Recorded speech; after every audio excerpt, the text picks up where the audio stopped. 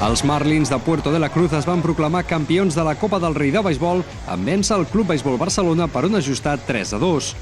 L'equip de Tenerife va dominar amb claredat una nova edició de la Copa del Rei que suposava la cinquena aconseguida pels de Néstor Pérez i la quarta consecutiva aconseguida pels Marlins, fet que demostra que són un dels millors equips del beisbol espanyol. Després de vèncer en la semifinal contra el Sant Boi per 7-1, els Marlins es plantaven a la final on tenien com a rival un Barcelona que acabava de superar el Viladecans.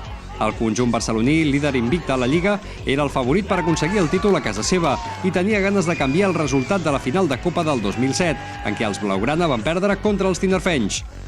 La final va estar marcada pels pitchers Jorge Balboa i Leslie Nácar, que van fer un gran treball, i per uns Marlins de Tenerife que van aprofitar millor que el Barcelona els errors defensius, que van ser la clau de la final.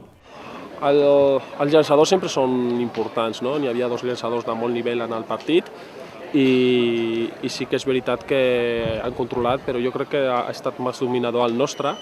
El partit va ser molt disputat fins a la tercera entrada, quan el Barcelona va aconseguir la seva primera carrera gràcies a Kevin Malone i s'avançaven al marcador. Els Marlins, mitjançant John Galvan, van aconseguir una carrera molt ràpidament i igualaven de nou la final. Però el moment clau va ser el quart inning, moment en què els jugadors de Néstor Pérez van aconseguir dues carreres que servien per obrir una important escletxa en el marcador, 3-1.